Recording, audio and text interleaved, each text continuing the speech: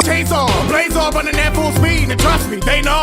Fear is a must to attain law. Hard as the neck of the rest of the brain off. It's beautiful out in the country, especially when any others confront me. I'm feeling for blood, I'm hungry. Murder this track and you're trying to hunt me. You in the house, the family's waiting. Turning the dinner table, we've been craving. Dinner we're plating. You are the course, we are the killers. We have covered many slashers in our 31 Days of Horror Marathon. We have covered Freddy, Jason, Michael, Chucky, Alien, Predator, Ghostface. We pretty much knocked them all out. Jigsaw. We have knocked out a lot of the iconic horror movie villain slashers. But there is still one left of the iconic big name franchises. I'm not talking about the one-off things. No, I'm talking about the one franchise that I've been putting off until now for a few different reasons. Now, I don't hate this series. I want to make that clear. I don't hate this series, and I legitimately do enjoy some of them. But the problem is that almost half of these are really bad movies. There's no skipping around it. This is the weakest of all the big name slasher movies, in my opinion. I know that sounds like an oxymoron, considering how much I crapped on some of the movies from Alien and Predator, not to mention how the Friday the 13th movies have been getting a lot of flack lately, even though I still really enjoy them. It's my personal favorite horror series. So, it's time to talk about it. It's time to talk about what I consider the weakest of the bunch, but still not a horrible series. I've seen worse stuff, but this one's so inconsistent. And even worse, because there are so many movies and not enough days, we're going to have to speed this up a bit and cover 2 of them a day. Actually, you're getting 4 of these today, because I'm going to have to take the weekend off for some life stuff. I'm going to a friend's wedding, and it's going to take all weekend because I'm going to be at my aunt's place. So because of that, I'm not going to be able to really make videos all weekend, which is why I'm going to try to do at least the stuff for Friday today. So without further ado, let's start our next big franchise of Return to 31 Days of Horror, known by the name of the Texas Chainsaw Massacre. Starting with the original from 1974. Now, I want to make this clear. While I think this franchise is overall kind of mediocre, this original movie is still just as great now as it was 50 years ago. I just want to make that very clear. This franchise has its problems, but its original is sure as hell not one of them. This is still one of the most effective, creepy, and scary as hell horror movies that I've ever seen. And considering how tame it is, gore-wise, that's saying something. It really goes to show how amazing they've created this movie, and I'm excited to finally talk about the original. I'm just mad at myself because now I have to talk about the shit sequels too. But we'll get there when we get there. Let's focus on positivity for now with the classic original. So what's up? What's happening? What's going on, everybody? Welcome back to Animation Station. Animation for anything animation, including chainsaw-wielding maniac, as well as many other slashers, as TV and movies as well. I'm your host, Jackson Small. Welcome back to Return to 31 Days of Horror.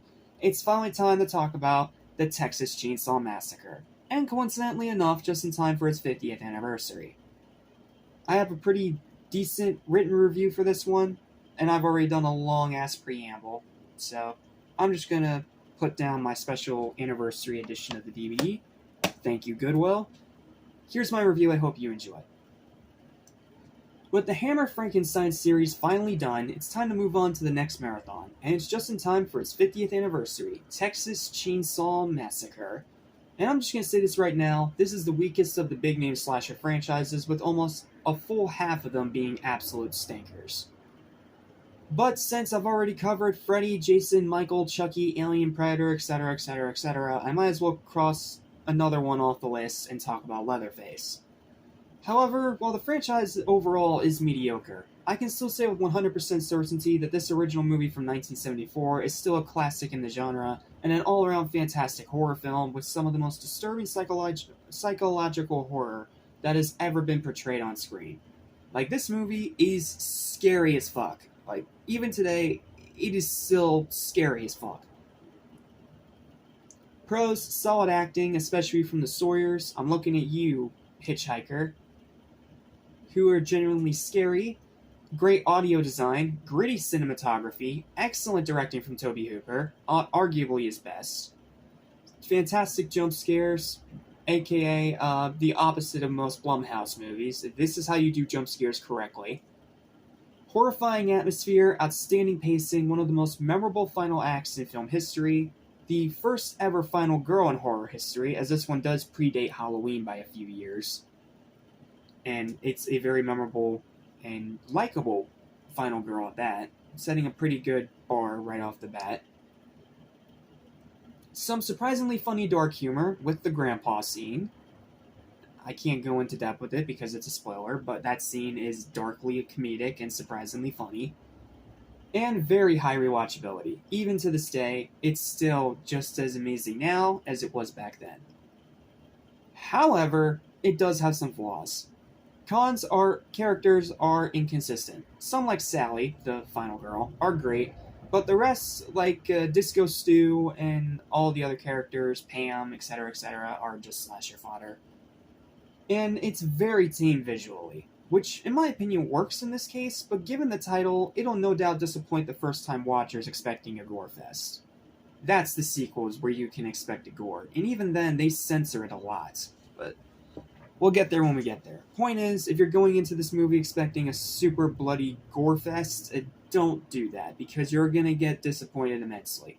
What this movie actually is a dive into terrifyingly, brutally realistic psychological horror.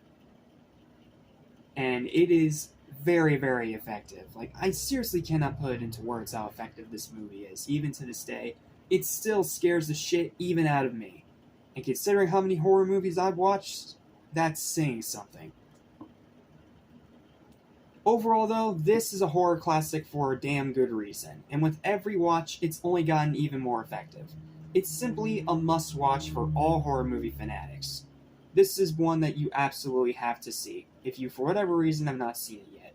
It may be visually tame by today's standards, but it's still scary as hell. Like, if you want a horror movie that will just flat out scare you, this is a very good pick for that, because it may not be super violent visually, but psychologically, it is disturbing as all hell, and I think it makes it so much more effective than the majority of horror movies today.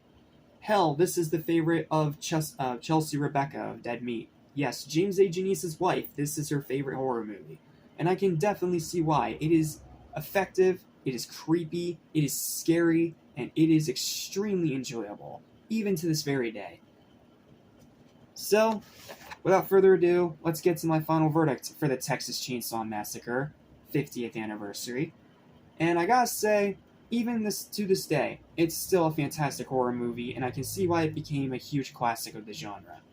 And I wouldn't be surprised if it's many people's favorite horror movie of all time.